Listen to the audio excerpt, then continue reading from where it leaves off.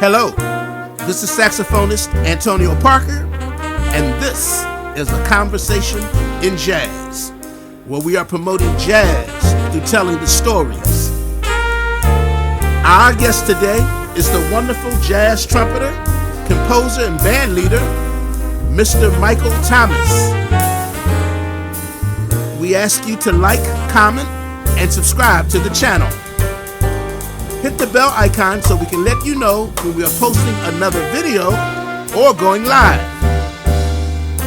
We also ask you to donate to our Cash App in order to support the channel and help us to produce future videos. Our Cash App is $Jazzology 101. That's $Jazzology 101. Enjoy the video.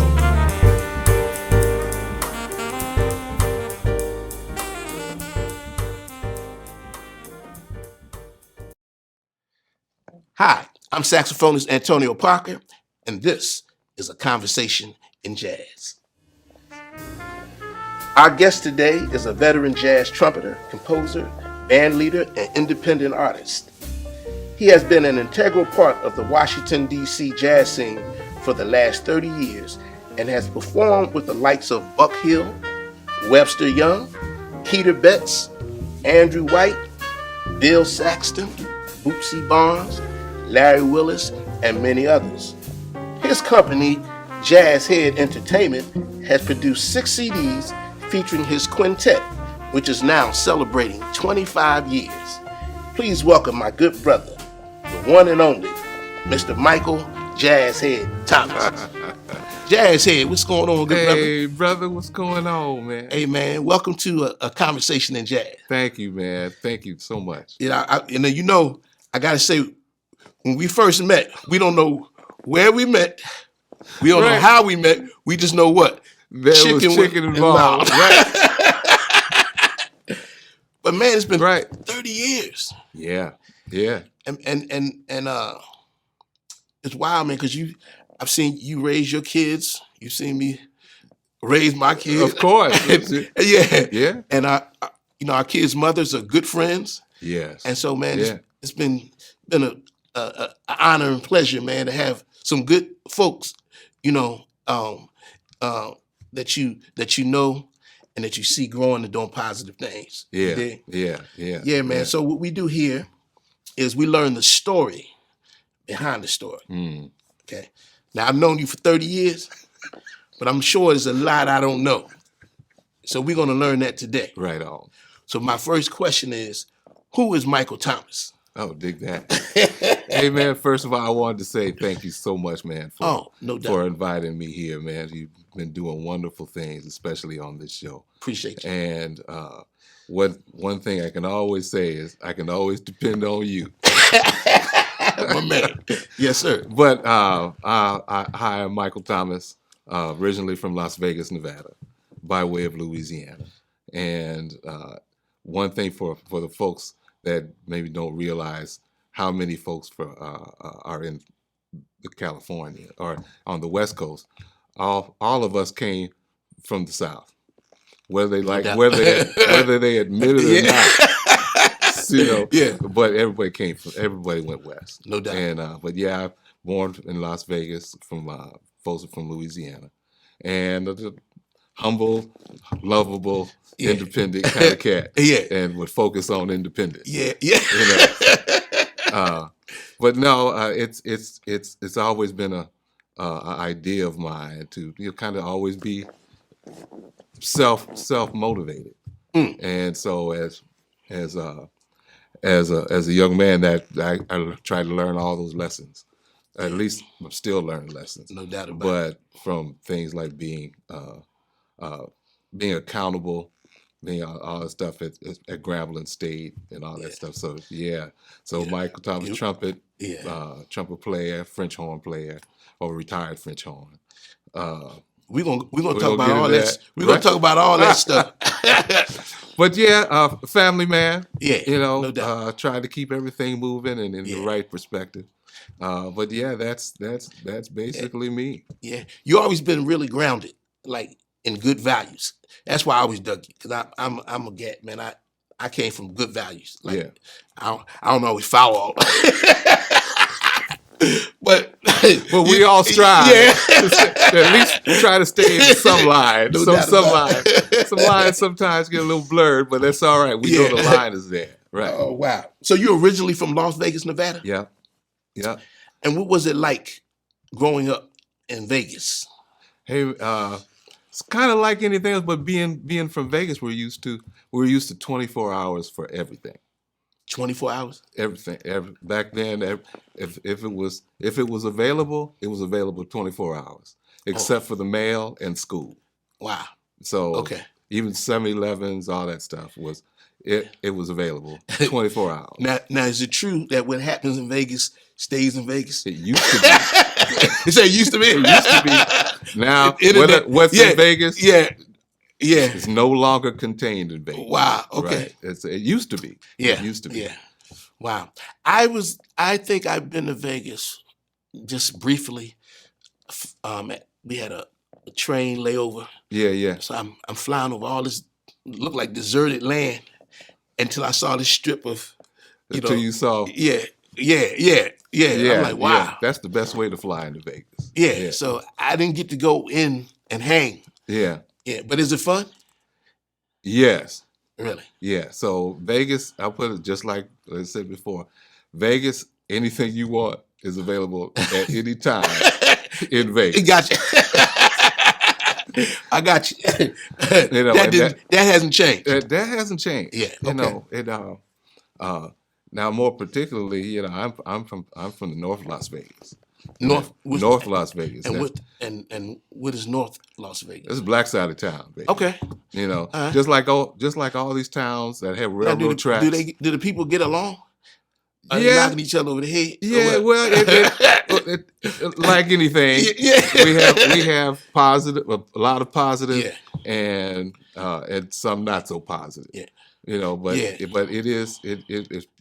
We came up in a time where we can get along. Yeah. And if you might have scrapped every. Right.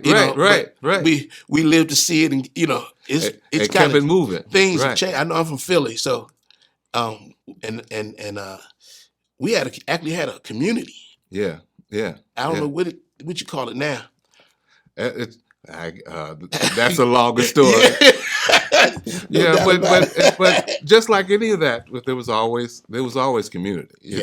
Especially when my parents got there. Mm-hmm.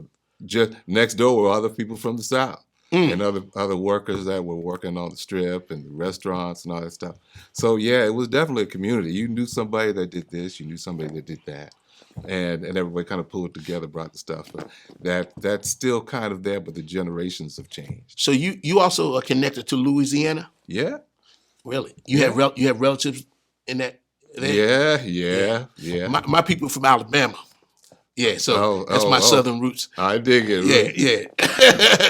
Well, that's southern. And Georgia. Yeah. And Georgia on my grandfather's side. Oh yeah? Okay, dig that. Yeah. Right. Yeah. So Louisiana. So have you you go there often, or you visit? I still go there. We still have, lots of family on both sides. Really? Of my family from Louisiana. So you still got some of that southern hospitality, and I never lost it. Yeah. I never lost it. Do you come from a musical family? Yes, actually. Please explain. So, my father was a singer. What was your father's name? Anthony Thomas. Anthony David Thomas. Right. Okay, we got it. Now the ancestors, yeah. Right. Yes, and no so doubt. he was a singer. Okay. And he was from Lake Charles, Louisiana. Mm-hmm.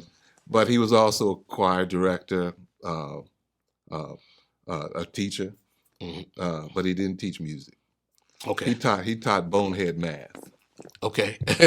And so bonehead math. Okay. Okay. That's the things that sometimes the students just never really got. So he taught that. Okay. But meanwhile, he was leading choirs, congregational leader, and doing services all over town. Mm-hmm. And then he was a big Ray Charles fan. Really? If I was if I was to say anything, Ray Charles was a monster influence. Yeah, Right? yeah. Because that's what played in the house. Like when Didn't you sing? Didn't you have something with your father singing or something? I do. I Yeah, had because I think I he's heard done. something. Yeah, because he that was one of the demos he did, and I think I had you over the house to Yeah, hear yeah, yeah, yeah, and he had a beautiful voice, yeah, yeah. but he was more on the uh, classical kind of side or church side, but his ultimate dream was to be a platter. One of the platters. Really? The ultimate Oh, dream wow. was to go west, young man, make your way in the world, and try out for the platters. Wow, gotcha. And so I didn't even know what a platter was. Yeah. But I remember when he went to go try out for the platter. Mm-hmm. I was at school, whatever, but I didn't know what a platter was. Mm-hmm. But he went to his first runner-up. Wow. So I never really got a chance. I wish, as we talked before, I wish I had the ability to talk to him about that as a professional, to see what he felt, what he was thinking about, and, how he felt. But I was proud of him to go because he did it. He did go try out. He didn't make it, but he did it. Yeah. And so, but yeah, he did that. He had 5 choirs at one time. Wow. He did, what he did, he Catholic, Episcopalian, Presbyterian, I think Methodist, and the Jewish synagogue. He would do all those. Wow. And so, yeah, he had it. He had that. One of the funny stories was when I said big Ray Charles fan. So when Ray and the Raylettes, The Raylets. yeah. So he had Anthony and the Antonettes. Yeah. Wow. and looking at it in hindsight, that wasn't exactly the same thing Ray was doing. Yeah. but the concept was still there. Yeah. And so that was him. Yeah. And there's still stuff I'm learning from my mom. And we talk about different stories. And but yeah, he was from Lake Charles, big family, all that stuff, and but really made moves in musically. So that was always there. But yeah, Ray. Anytime Ray was in town, we would go see Ray. Me and my brother. He would take me and my brother Brian to go see Ray. Ray, you saw Ray Charles? Many times. Really? It's Vegas. Oh yeah, that's right. It's That's Vegas. right. That's right. Everybody's there, right? Wow. Gladys, Yeah. B.B. King, Yeah. Red Fox. Also, You saw Red Fox? I didn't see Ray. Okay. I mean, I didn't see Red. I went to school with his nephew. Okay. So I went to that school. All the celebrities' kids were there. Okay. Wow. And Kenya Knight, Bubba Knight, all the stuff, and all that stuff. We were there. We were all there at the same school. But yeah, that was we saw Ray a lot. Wow. A lot. And but yeah, Ray was always amazing. Man. That's something. I wish I didn't get to see Ray, man. And but it's Vegas. Yeah. So Jackson 5, we saw the Jackson 5. Really? You saw the Jackson 5? Yeah. Come on, man. Man, my aunt would take us to these shows. Really? My aunt Gloria, Miss Brown. Oh man. She would take us to these shows. You got to see little Michael Jackson and the Jackson 5. Man, like it was Vegas. Everybody is in Vegas. So, we would go see them. That's even when they had the cartoon on TV. Wow. Right. So, but then, what was it? Janet and, is it Janet? I think Janet and Brandy. I think it might have been Randy. They were the pre-act. They would come up and do impressions, Sonny and Cher, all that stuff. So Janet and them would come do the warm up for the group. So yeah, it was great times, man. Oh man, that's cool, man. But it's Vegas. Now, was your mom also a musician? Yeah, actually, she played. Yeah, she played piano, played for choirs and things like that. But yeah, she played saxophone in high school. She's playing saxophone in high school. All right, okay. And so yeah, we got to talk about that because I have her saxophone. Really? Yeah, there's another story with that. Yeah. But yeah, she was an educator. She graduated. Your mom was an educator as well. Yeah. So she graduated from Grambling State. Oh, we're gonna talk about Grambling. And but yeah, she did that. But yeah, in the house now she dropped saxophone in college. Okay. But yeah, she went into teaching. Gotcha. And so, but she was the big Jimmy Smith fan. Jimmy Smith? Yeah. She's that fan. So Gotcha. you got Ray Charles on one side, Oh, you can't go BB wrong. covering everything. Yeah. And then Blue Note with That explains that's it. what, Can't go wrong with that. That's why you like to groove. hey man, groove at all times, baby. Wow. Now I read that your mom was one of the founding members of the Las Vegas Jazz Society. Yeah. What is the Las Vegas Jazz Society? So the Las Vegas Jazz Society has been around for quite a while. So what they did is they used to bring in concerts, for a lot of cats. It was the name Alan Grant was a big guy that kind of was doing a lot of bringing in cats from around the country, right? So what they would do is Monday night is generally a dark night, for that, or the musicians that are working weekends and stuff like that. Then they didn't have really, Monday was still kind of open. So they started having these bringing in folks for these concerts. And Monk Montgomery was involved in that also. And so, so when they would come in, and every Monday night, all these different folks would come in, and I think it was 2 sets or 3 sets, something like that. And so it was Shirley Horn, everybody national would come in, and every Monday night at the Four Queens, they would be there swinging. Wow. I never got a chance to go, but mom and her and some of her friends, they would go catch the first set. Gotcha. All the time. They go catch the first set, and because they had to go back and teach the next day. Gotcha. So they were always swinging. Wow, beautiful. And what's your mom's name? Carrie Thomas. Okay. Carrie Brown Thomas. Okay. And she's also from Louisiana. Gotcha. And she's always straightforward. And I know you have a brother. What's your brother's name? Brian. His name? Brian. Brian Thomas. Was he into music in any capacity? Not. I think he maybe played a little bit of trombone for a moment. Okay. But then no, he's more of a music history person. Okay. He reads lots of things. Yeah. But he's got a wealth of knowledge. Yeah. Yeah. But ask him anything about Parliament. Parliament, wow. Okay. Bootsy, Ice Blood. So he's that's how we grew up. Yeah. And he's big into records. Yeah. Love records and the history. Gotcha. So what kind of music were you listening to, like as a kid, like coming up? I mean, what was your music? Right. Yeah. So around the house, you would hear, it said Ray, BB, and Blue Note stuff. But then our times, we hear Parliament, Brass Construction, Mass Production. Prince, Michael, all the stuff that we remember hearing. And my mom always thought I was never listening. Because, we got Prince going, Michael going, Cameo going, And so that's always been a major influence. But that's what I always heard, jazz wise. There's certain things, influences I didn't even know about as far as my age group until much later. Okay. Now did you start, was trumpet your first instrument? Yeah, trumpet was my first instrument. And what made you choose trumpet? That's a good. I know it's something. I hear the stories a couple different ways. Okay, right. Talk to us.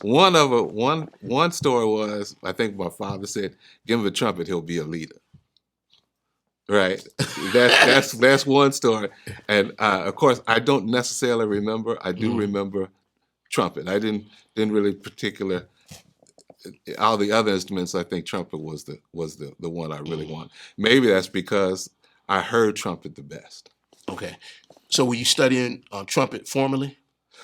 School. Okay, so you were playing in school. Yeah, school. I Elementary or middle? Sixth grade. Sixth grade. It's middle school. Middle school now. Yeah. See, on the West it's on that kind of system. kindergarten 1 through 8, then high school. Okay, yeah. I kind of went to Catholic school, so that's how we did it. Yeah.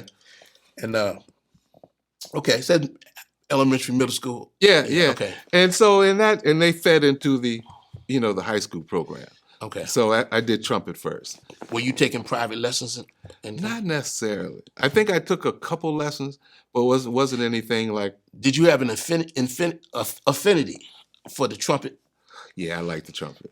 So when you got it, you were enjoying it. Yeah, I enjoyed it because I also liked some of the things I was listening to. Right, everything had horns. Everything we listened to had either 3 horns, 2 horns, 5 horns, 6 horns on the popular stuff.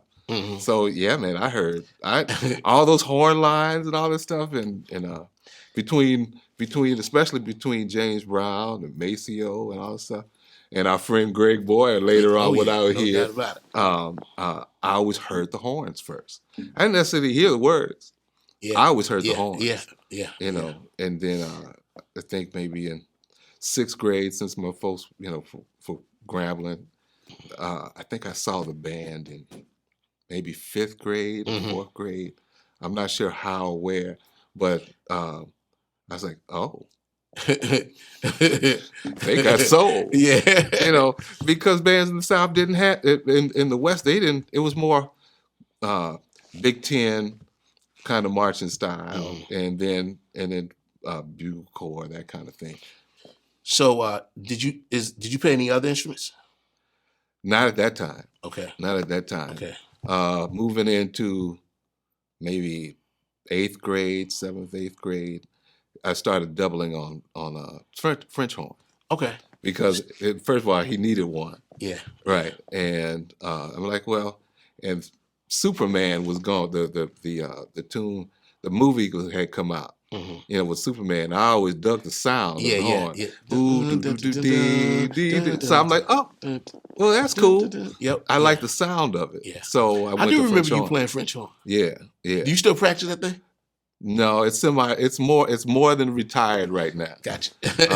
Only because you need time. That horn is unforgiving, and it's not friends with you.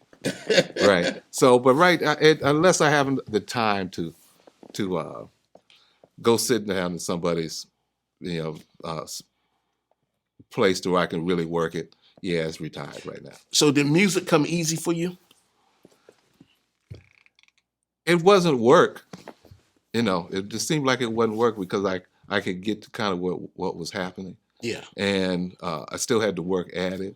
But then I also had good influences. Yeah. Some of the folks, some kids I grew up with. Again, we're in Vegas, and their parents worked on the Strip. Yeah. Yeah. And gotcha. one of the students I was with, I guess it's Guillermo Santucci and his sister. The whole family was heavily musically on a high level. Wow. Father played violin on the Strip. Mom was heck of a accompanist and piano player. He played he played trumpet, and he was doing fabulous things. I'm like, oh. But still good friends to this day, Yeah. And his sister at 14, she was playing on the Strip. Yeah. Wow. As a professional, as section leader. Really?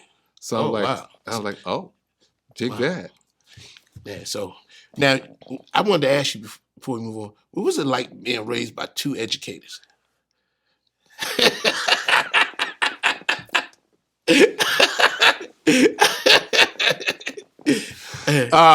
So we're being raised by 2 educators because they taught in the public school. Yeah, they must have set the bar real high. Man, look. But they taught in the public school, right? And depending on how the school system was, and they knew it, So they're like, no, you're going over there. Yeah. We know it's here, but you're going over there. So, and that's what ended up at the private school. And so you went to private school? Yeah. Okay. Yeah, Bishop Gorman was the private school at that time. Yeah. And so yeah, all of us were there. Some of Yeah. us were, again, we came in from the Catholic schools Yeah, yeah, that all fed into yeah, the yeah, private Catholic high school, yeah.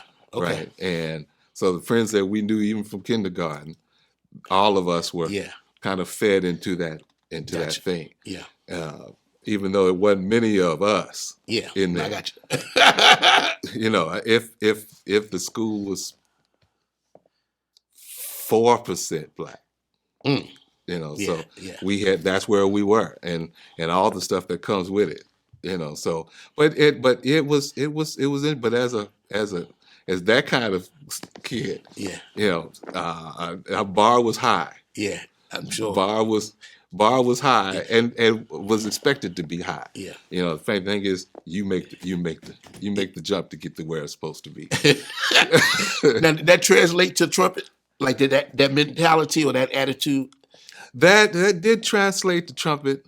Was probably more relaxed than Academics. the Yeah. academics, right? And we did sports and all that Uh-huh. stuff, and you know, but the trumpet was always, they did expect you to do well, Mhm. you know, but it was never they never forced it down Gotcha. like that.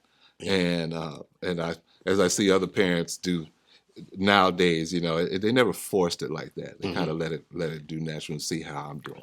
But you had an intrinsic kind of desire to play. Yeah, Yeah. yeah, I had a Yeah. desire to play, Yeah. I and can tell. Yeah. but that's you know, I get that from a lot of folks. But then my father was an entertainer too, Hmm.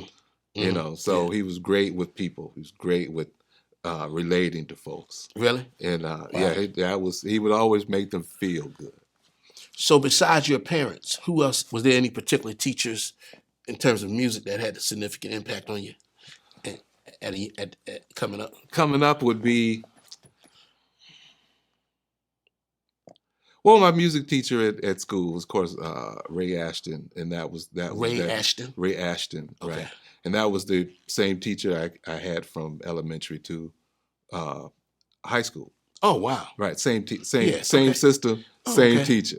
Wow. You know, at that time, you know, I always thought about horns were always there, and he played French horns. Okay. But then again, the only thing I really heard outside of home Mm. was Chuck Mangione and Maynard Ferguson. It's Vegas, Hmm. right? And that was all cool. Yeah. You know, it was because Maynard, you know, Maynard, his band would go see I go see Maynard and stuff like that. And but a lot of stuff didn't turn as far as trumpet, as far as what I'm seeing, until Louisiana. Okay. You know. Yeah, we're gonna get to that. But did you do any playing in Vegas when you were coming up, like through the school, or did I just play? For No, the school? I mean, we had school stuff, Yeah. right? So we had a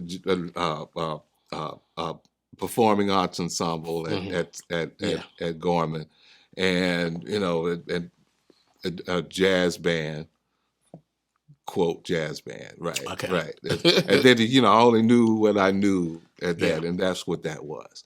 And it was cool, you know, it was cool. We had some of our, you know, trumpet players and trumpet players. You Yeah, know, yeah. we had a good time. Yeah, yeah. And but it was good performance. It was good performance. We'd go around and in the state do different things. But as far as going out playing, no, that didn't happen yet. I was kind of a late bloomer and all of that. Okay. And but yeah, Ashton, and at that point, that was really the major influence. Maybe Maynard to hear trumpet in that kind of context. Yeah. All right. Well, let's go to college. So tell the people, where'd you go to college? Grambling State University, baby. You've always had a pride thing about Grambling. Yeah, yeah. Now, Mr. Irby, It's from professor, Grambling. He went Yeah. to Grambling. Okay, okay. Now, Grambling, tell us about Grambling. What is it known for? And then tell us why you chose Grambling. I chose Grambling way back in 5th grade. Really? Just because you know, after growing up and in the band and going through all the high school stuff, and then you were like, okay, where are you going to go to college? And it was like, okay, Michigan State, maybe Berkeley, and other stuff that had things to offer. So it was never going to be the local college. Yeah. So, but at this time, you knew you wanted to pursue music. I knew I wanted to do music. And I know your parents had some decision on you had to have music and something else. Yeah, that's it. And one of the things, I wanted to be a commercial artist also. You know, and then my mom said, "Oh, heck no. You ain't gonna starve." Yeah, right. So, but it ended up I did have it. Music was a major thing, and I wanted to major in it, and it was good.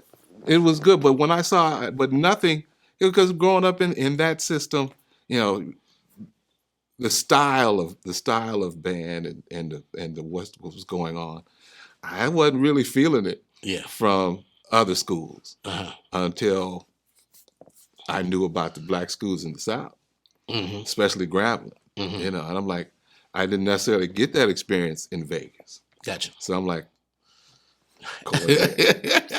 I'm going there. And at least, you know, go try out for the band. That was. Now, when you say the band, are you talking about the concert band? No. No, baby. I'm talking about the Tiger Marching Band. Right. Yeah. And so that was the main deal. You had to go out and go try out. Now, the Tiger Marching Band. Yeah. That's a historical marching band. Oh, yeah. Yeah. And who was the Conrad Hutchinson.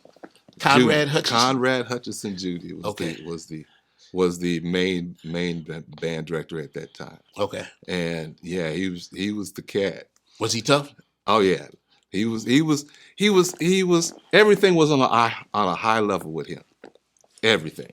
But you learned a lot. There's a lot of lessons that a lot of alumni from the band we talk about and employ to this day. You know, even as a band leader, those lessons still apply. Yeah. So when you got to Grambling, first of all, what was your major? I was actually I was a major, a music major, and I did a computer major. Okay. You know. That satisfied mom and dad. Yeah. Came too far to fail, baby. Right.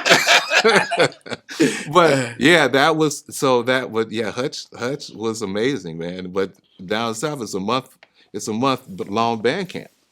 Really? So you know, all these schools down there. So were you excited? I was excited. Were you scared? I was excited, scared, didn't know what you know. Mom got on the plane with 2 suitcases, a typewriter, a French horn, and everybody, we had a trunk, you know. And so yeah, get there, try to figure this thing out. Yeah. But it's too far to fail, baby. Yeah. But you had family still in Louisiana at the time? Yeah, it was still Louisiana, but nowhere close to Grambling. Okay. So you were out there on the desert by yourself. Wow. Yeah. Or in the sticks. Yeah. You were in the sticks. You know, they said, go make it. All right. And you were in the band during 4 years. 4 years? 4 years. And you also you told me you was a drum major? Yeah. No. Drum major in my final year. Yep. How'd you become the drum major? Man, long work. A lot of work because the band is kind of military based. Okay. You know, so that's a major thing. So you had to lift the knees up and do the whole thing. Yeah. But it's military based, so so you start at one level, and if you don't prove yourself to be a leader, you have no way you're going to be a drum major. Wow. Right. So you have to kind of excel and be a leader and be dependable before you even get to that. How'd point. You do? Hey man, we made it through, and I didn't get fired. Right? Because one thing Hutch will do, he'll fire you. Really? He don't care. He didn't care. He'll take you from your spot. He'll take you from your role. Wow. So everything was. Are they still going? Is it to this day? Is it still? Of course, man. Really? Yeah. Oh, they're rolling, and even Bayou Classic is still traveling, and now they're doing wonderful things. And the president is one of our bandmates. Get out of here. So that's always cool. That's beautiful. always cool. But yeah, man, it was wonderful. It's wonderful. But yeah, Grambling was, yeah, you learned a lot of lessons at Yeah, Grambling. yeah, no doubt about it. Now, was it a culture shock? Yes. Really? Yeah, it was definitely culture because if you've never been in the environment, Yeah, you've never been in the yeah. environment. And but it was good. It was a culture shock. Mhm. But what you're going to do? You're going to adapt and Yeah, move and yeah, grow. That's no was the doubt. whole point of you being in school. So it was good, man. Okay, Some of my best friends to this day are from are from the band. beautiful, beautiful, beautiful. Now, did you do any graduate study? I started to do some, but I didn't. And outside of doing other work, no, not Okay. yet. Still kind of in the plan, but Okay. it would be more. It would be more on the music side. Okay. So, what did you do after you graduated from Grambling? I moved to New York, upstate New York. Really? Yeah, What made you decide to go to upstate? it was New York. Okay, you want to be a I won. Well, I won for the day gig, right? But other one, I had started to have an experience like during the summers or fall. I went to like my first real jazz club as Okay. a musician. So you wasn't really up until that point. You wasn't really like focusing on jazz. No. Jazz was as far as the discipline as what I'm learning was Yeah. late. Yeah, Was because I late. noticed that you, up until that point, you developed your fundamentals in terms of reading music and technique and Yeah. trumpet technique and all Yeah, that. yeah, And so now you're in upstate New York, yeah. right? Right. And how'd you get introduced to jazz? Well, some of that was coming from, of course, we had it at home, right? But then at school at Grambling, there was these cats in the band that you'd hear between breaks. I'm like, Yeah. and whether it be older than me or younger cats coming in, I would hear boo doo didn't do that.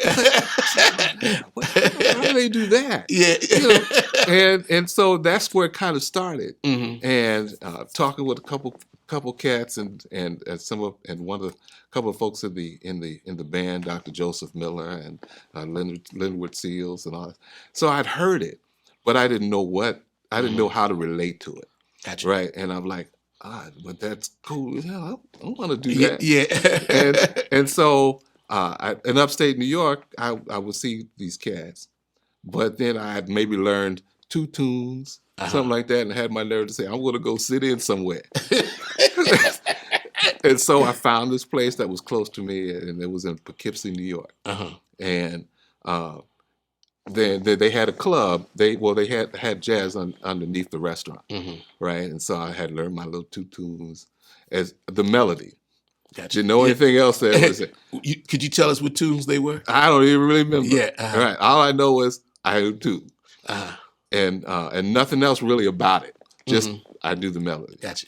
And so I went in, and it was those days was smoke was happening. Yeah, smoking inside. Smoke was I happening. remember them days. I remember even walking down downstairs into the thing. Man, it was. You walk down, you hear it. They're swinging, but it's a completely smoked out. Yeah. You don't even know where to head it because there's so much smoke. Wow. Right. So I'm making it in. I'm like, wow, they're killing.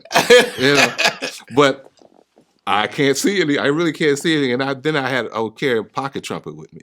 Right, the little short one. So, and then I had the nerve to ask if I could sit in.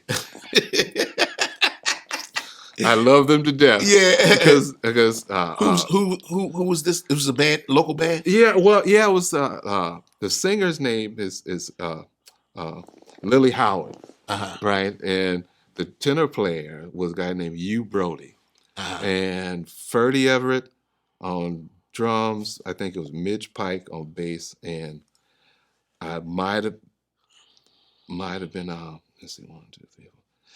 That, but they were killing. Really? They were killing, and they were so nice to me. Really? They had to be. Who the hell? If he's here, he really must want to try. So they I got a chance to sing it with them, but they didn't kick me off. But they were extremely nice to me. and actually they are friends to this day. Really? The ones that Wow. are still on this plane are still here to this day. And that's where I started growing with them.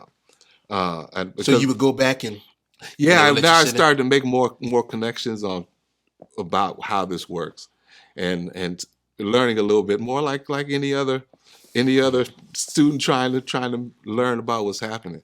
But I remember that night I called my mom. I called home and say, I think I found it. But I called Colette too. Wow. Yeah, because I had never, that was the first Yeah. time I ever really experiencing that. But Yeah. it was kind of thing of, I think I found it. You I think I found something I really want to do. Yeah. And that's where it all started, man. So Wow. I learned how to play with vocalists, and I learned from Lily. Mm-hmm. Because eventually I would go in and do sessions with her Mm-hmm. at her mother's place in Newburgh, New York. Mm. And so that for it. years and years and years. Now, did that start your quest to go doing a lot of listening? Oh yeah, man. I mean, but it started verifying a lot of my listening.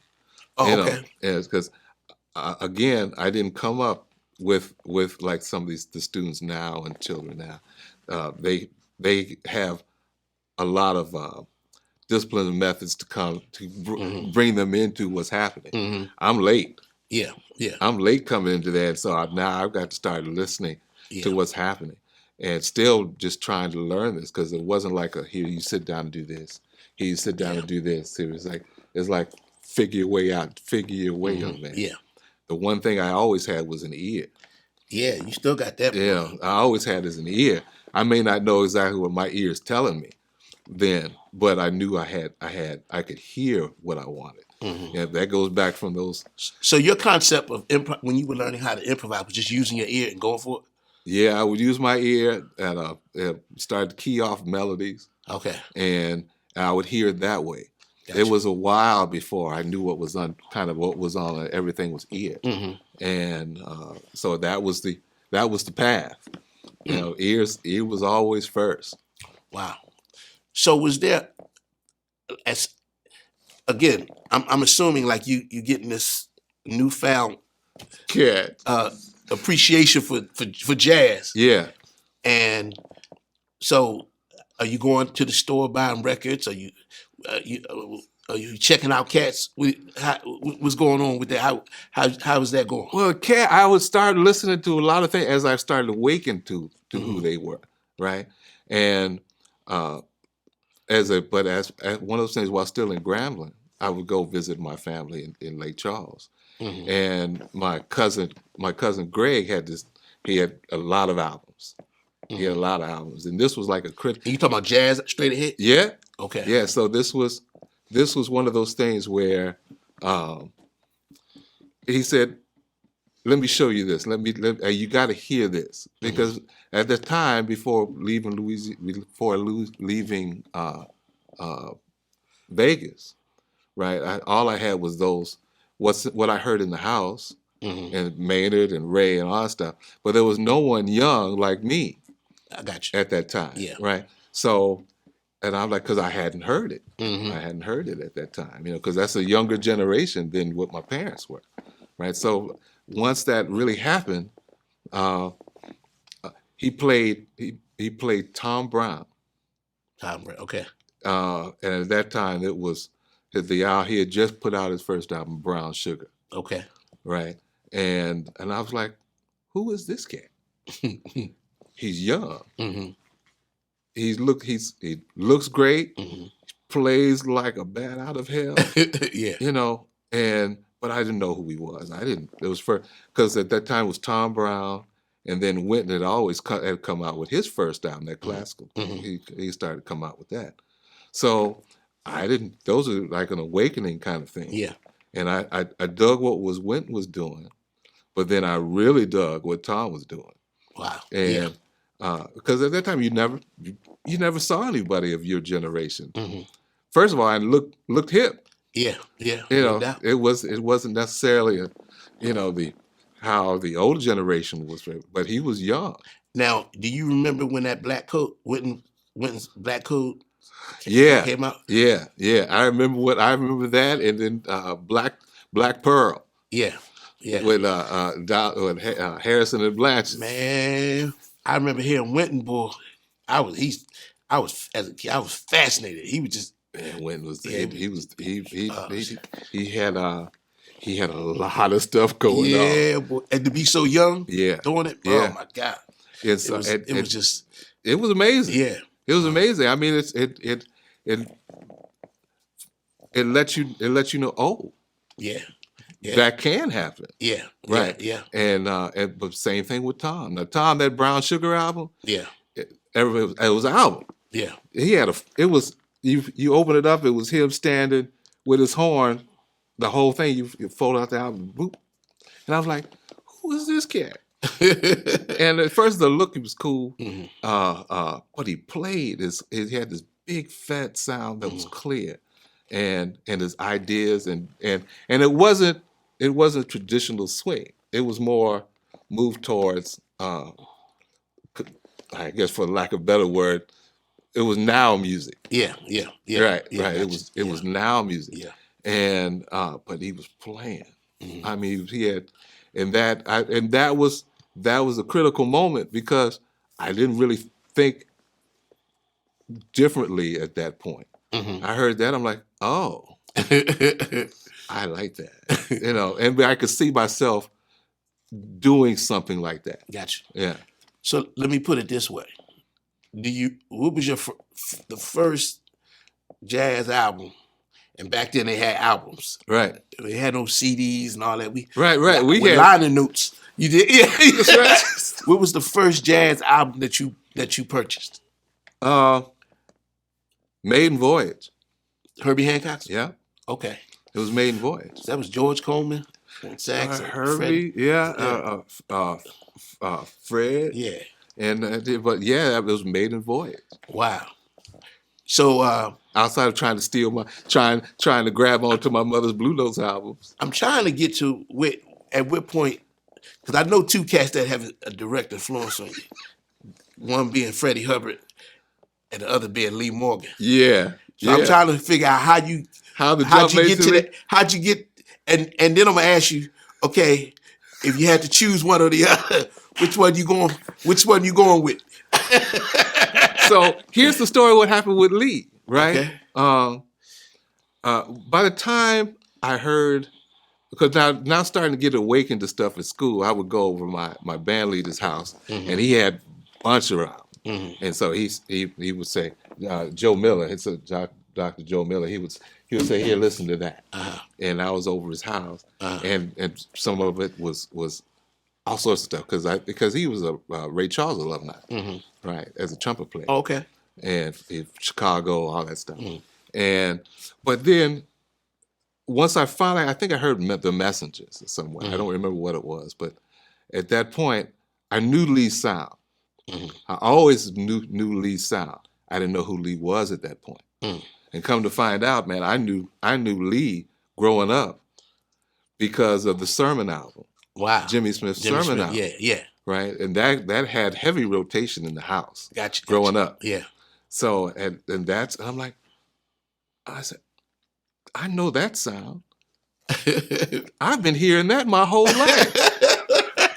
Right. And because I always gravitated to that thing that Lee presented. Yeah. And of course there's Freddie. Yeah. Trying to understand who Freddie was, but Lee was always, I was like, oh man, that's my cat.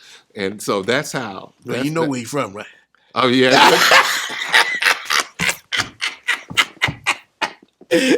Right. And that even solidified even more connection. Yeah. But Lee was that I could hear where Lee was going. And I felt Lee. Yeah. There was other trumpet players, of course, that were in the realm of listening. But everything was gravitating just from that level of soul that was coming out of Lee. Yeah. Because that was was my cat. So I want to ask you, who would be your biggest influence as a jazz trumpeter? Lee Morgan. I figured. I mean, outside of the cats, it took me a while to get into Lewis, and everything kind of in that because I've kind of had to go back down. Miles, and of course Miles, Clark Terry, those cats, of course Clifford and Freddie, because I read Ride with the Wind and all that stuff that he was doing. But yeah, I would say Lee.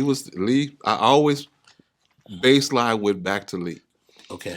That was just your baseline. that was my baseline because I felt Lee. I felt Lee the best. And meeting other cats that it would talk, Diz and all that stuff. So Diz was great to meet. But I only got a chance to meet him one time. But Lee was the cat. Yeah. Clark was the cat. Did you ever meet Lee's brother? Yeah. Yeah, I met his brother. He looked just like him. That's the closest to Lee. I remember meeting his brother in Penn's Landing. Yeah. At the Mellon Jazz Festival. Yeah. But that's like the closest that the closer you can get to it, right? Because he would come to do down here to be part of the Lee Morgan tributes. Oh, really? So with Whit, I was doing one with Whit Williams, and so you got to rap with him? Oh yeah, wow. and his nephew, Daryl. Wow. And so it was great. Yeah, and it was still trying to learn more about just having that little touch of history. Yeah. And but Lee was amazing. And then if you're in that Lee or Morganite, right? It gets you around other Morganites. And some of those Earl and Steve Gullins, from the Lee Morgan fan club. We've been associated with them for 30 years. Wow. Maybe. Yeah. And so, but yeah, man, it's Lee was always the cat. Yes, sir. I wanted to ask you, man. Jazz trumpeters seem to have a strong personality, for the sake of a better word. I mean, you can say that. Yeah. and I guess your dad said we got the leader. Yeah. Give him a trumpet, he'll be a leader. Yeah. Right. Why do you think that is? I really, outside of that, because maybe it's just the voice. Yeah. And do you follow that tradition? I can't say I'm not. But that's the nature of the horn too. So because it's a lead voice. Yeah. And if you're not confident in the lead voice, it's not going to happen. If we play in a big band and they get to the solo section and it's an open solo, you better jump in before Michael Thomas jump in. If it's open, I'm coming. Hey, I said, man, yeah, because some of that, that's the nature of the horn. That's the nature of the horn, right? Yes, sir. And particularly just because of that voice, and if like hearing Fred and everybody, that's that lead voice. Yeah, you got to, if you're going to hold the trumpet, you better do something with it. Yeah, and you got that.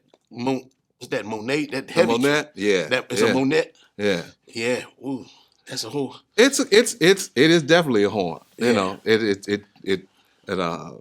like all horns, it's always been with me a while. Mm-hmm. I'm still learning lessons from it. Yeah.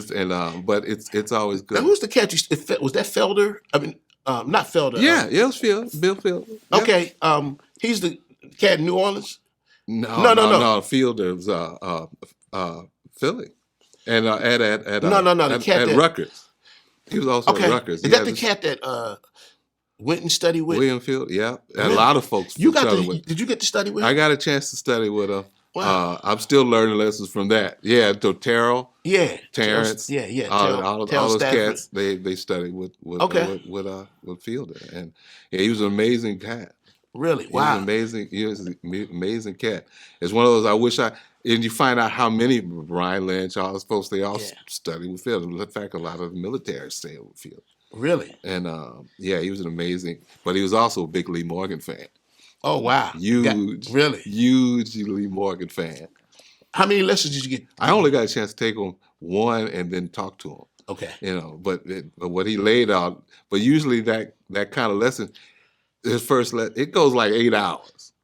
Wow. It's one of those. It's an experience. Yeah. And as talking to other cats, you have the same general experience. Yeah. But yeah, it was amazing. Yeah. It was amazing. It's still learning less. Yeah, you made it a point to figure out.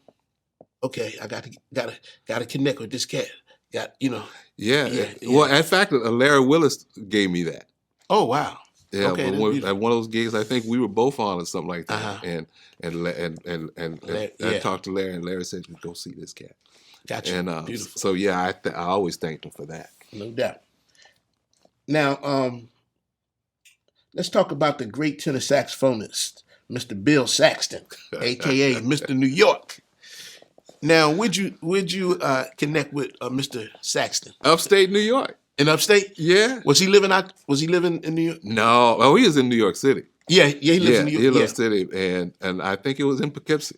He came. Okay. He was on this set with a guy named Michael Torzone, the organist. Okay. That and he was on that gig. Mm-hmm. And I went to go see. I happened to be there and talked with Bill. And I think I sat in, but he said, "Yeah, you need to come out here and come down and come to my session in New York." All right.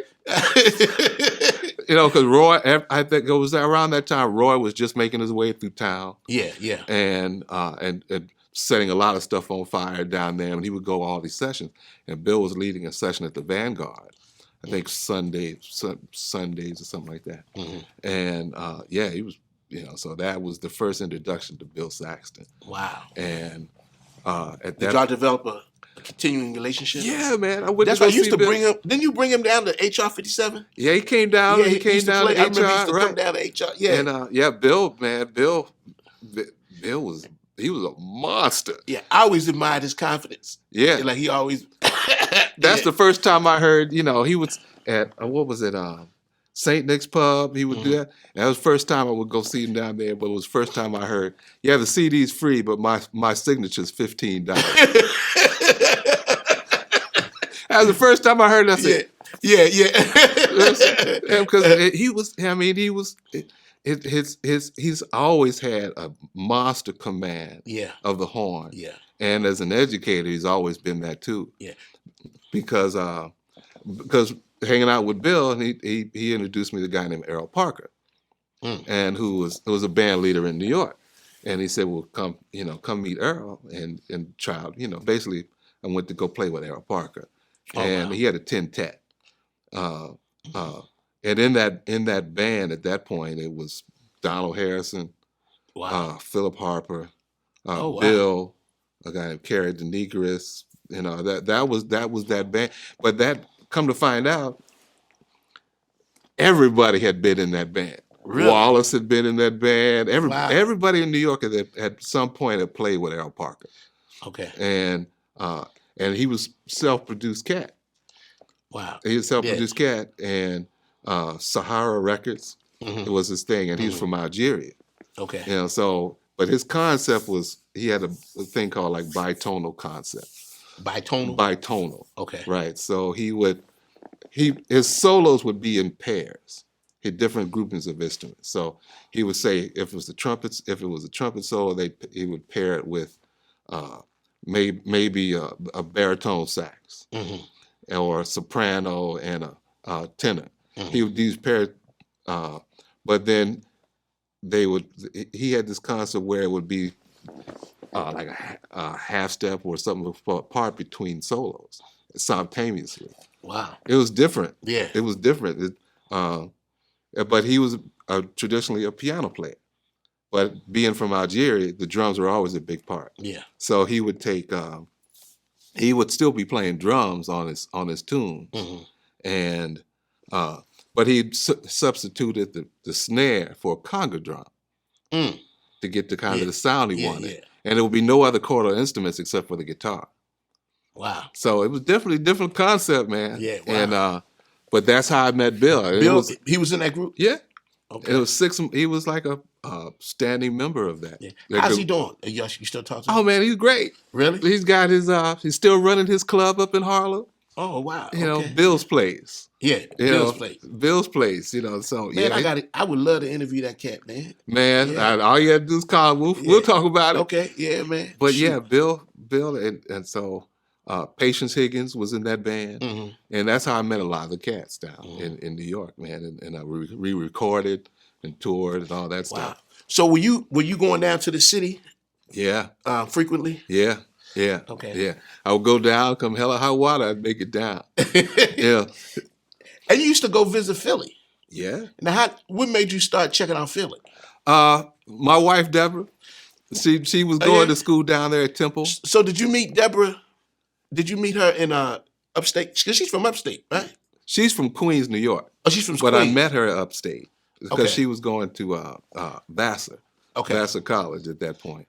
And being from the South, I didn't know what a Vassar was. You know, come on, I school Tennessee State, Gotcha. Jackson, the swag. But but I was up there for a summer, and that's how I started working on it. And then eventually, you know, that's where I met her at. Okay. And because they would have these concerts also at Vassar.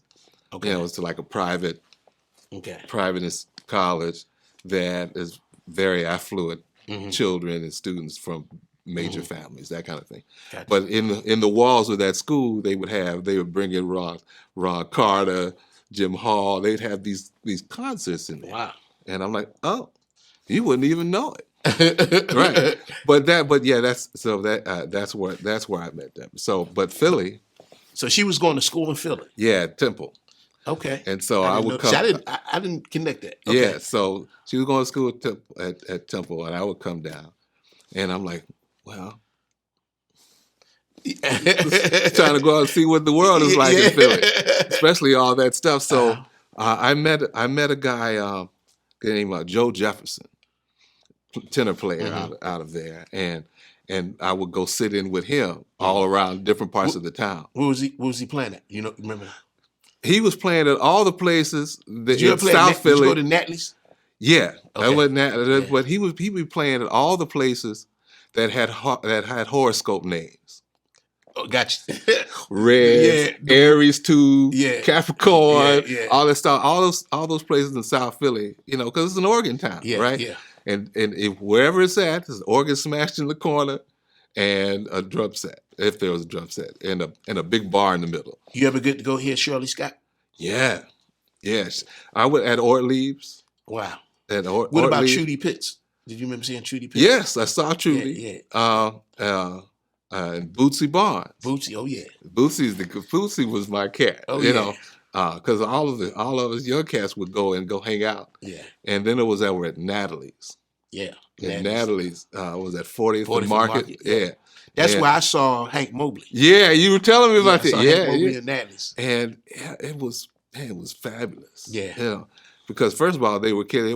It would have an afternoon set and night set. Yeah, and they would kill it. Yeah. They would kill it. So how'd you like the Phillies, the vibe? It was exactly what I hoped it would be. Right? You know, and especially all the other musicians in town and all this stuff, and I would go see different things. Mm-hmm. There was a couple called Brett's up in like a little more North Philly, and I think that was the place that had the bandstand. You had to climb a ladder to get to the bandstand. Really? It was a bar. It's a bar, right? Wow. But the bandstand, you had to climb a ladder to get to the bandstand, and then if you were too tall, you couldn't stand up there. Wow. And I was like, wow. But still, I forgot my man's name that was the trumpet player that led that session. Mm-hmm. And but yeah, but still, it was killing. Yeah. And but yeah, between Natalie's, Ortlieb's, and then the Clef Club at that point hadn't been the new one hadn't been built yet. Yeah. Right. But yeah, man, between It's my town, man. man, Bootsy would come in and Bootsy would change the words to all these tunes and sing, but sometimes they'd come in and if it was really that kind of night, they would lock the door at Natalie's. Right. And so it's just them. Wow. And Bootsy would change and have everybody on the floor. Yeah. You know, and because he'd change these words and have everybody dying. But one thing I dug a lot about Philly is that the elders had names for each other. Right? Sir Duke of this, say this to that. And I'm like, and you know, as a young kid, I was like, I want a name. Because some of cats, we were like, damn, it's cool as hell. Yeah. I want a name. You know, and so so that was something I always dug about Philly. You ever get to meet Larry McKenna, the tenor player? He just passed. I didn't meet. If I did, I'm not necessarily. But if he was around Natalie's and all stuff, Sid Simmons and all those guys. Natalie's, but he was a great player, man. Yeah. But yeah, Philly, man, that was great. It was a scene. Yeah, it was a scene, man. It was, and it was great. It was great for my development. Yeah. I can tell you that. Kind of reminded me of Baltimore in a way. Yeah. It was that blue, that blue collar kind of town where everybody's and the audience be into they are into the music, man. Right. Yeah. Right. It's like, yeah, man. So and they knowledgeable. Yeah, no doubt. You know, especially for all the history that's come through. They've seen more history than we've been alive. Exactly. And so if they recognize if you're doing it or not. No doubt. Yeah. Now we're going to talk about D.C. Okay. Now, what made you come to D.C.? Man, it wasn't too far away from New York. Gotcha. That was one of the things is. So you're married by this time, I guess. I'm assuming. No. Okay. No. Okay. We got actually married down here. Okay. And so, and that's where that's kind of where everything kicked off. You know. Okay. From Philly. She moved from Philly. Did y'all make a decision saying let's go to DC? Yeah, it was one of those where I didn't really want to go to New York because I like grass. I like grass. Yeah. I wanted to have space and I didn't really feel like being in the concrete jungle, but I didn't want to be too far away from it either. And but it was cool. It was that kind of thing. Didn't want to necessarily move to. There was a couple of different options. Go to the West Coast, come back. And I was like, no, I'm spoiled now. You didn't want to go back to Vegas? No. No, because it's home. Yeah, you got to expand. Yeah. But you never lived in Philly. No. Okay. So you would just visit Philly. Visit Philly and enjoy Philly. Yeah. Now, did you visit DC prior to moving here? A couple of times. Okay. A couple of times. I think I got a chance to go to a couple of shows here. Okay. Jazz festivals. I think Carter Barron. Okay. And a couple other places we got a chance to hear it, and then listen to the radio down here.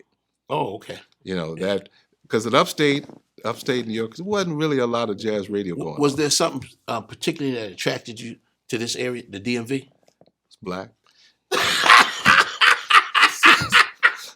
It was kind of the chocolate city. Yeah, I can't put it any other way. You can try to nice it up, but it's black. That's funny. But it had a lot to offer too. So I was like, well, right on. Let's get this thing popping. So when you got on, now you didn't move in your house when you moved here? No. Okay. No. All right. So like we got an apartment. I mean, I had an apartment, and then when she graduated with her graduate degree, then she moved down here, and then we started trying to get everything together. Gotcha. Even I don't think I had proposed yet or anything yet, that kind of. But then we didn't get the house till like a year later. Okay. It was we got married and got the house around the same general time. Okay. And so that's what happened. But then starting to matriculate around, Yeah. and go to different. I think Ronnie still had her festival was Ronnie Ronnie Wells, Wells. right? Her festival was, I think, Now, still in did you know? Gaithersburg. Now, before you got hip to Ronnie Wells, were you just hanging out Oh on the yeah. scene? Oh yeah. Oh Yeah. yeah. Yeah. And that's probably how we started. How we started to Yeah, meet. I know you. Did you? Now I know you were around when was the old Twins on Colorado Avenue. Yeah. Okay. Yeah. Yeah. Yeah. Yeah. And the old twin, the old twins, and what was Lawrence Wheatley had his thing where was that? I think Munir One told me. Step. I think Munir told me about you Yeah. before we actually met. I think he might have told me about you. The One Step. Yeah, the One Step, Yeah. and because Lawrence had Lawrence Wheatley. Yeah. had his weekly thing over there, Yeah. and uh, and he was always cool, but you were nervous wreck in there too, Yeah. Yeah. But Yeah. he said, you hear Was it. that Maurice Robinson? Yeah. Yeah. So how did the DC community receive you? Man, it was always great. The jazz community. The jazz community was always great, Yeah. But it was a lot around. Yeah. It was vibrant. Yeah. Yeah. You're meeting more cats and meeting folks your age Yep. that were digging into music you could learn from and be around and feel that whole vibe. And then and the crazy thing is that most of the cats come from other places, Right. And they just they just land right here, And that's the wild thing. Yeah, and what I really liked about it was, everybody had all this energy. Yeah. All this energy, and man, the elders had a lot of energy. No doubt about it, man. And but yeah, it was. Man, we had some great. I mean, we was doing the Thad Wilson big band. Yeah. Monday nights Yeah. at the One Step. Man, it was just. Man, it was amazing. It was a. It was. It was a special time, Yeah. because of everybody in the band too. Yeah. First, Thad had the idea, Yeah. kick it off, and every night, Yeah. every Monday nights, and so and Zach was in the band, everybody, Greg Boyer and all those folks, man. and Doug Pierce, And another thing about the people that would come through town, yeah, you see everybody, Blues Alley, and so yeah, man, it was It was amazing. It was an amazing you time, can't- man. yeah. And you're trying to grab as much as you can of it, Yeah, right? no doubt about it. And you don't want to miss anything. HR 57. And HR Tony Poussin, Yeah. HR Oh, was extremely important Oh yeah, no doubt about it.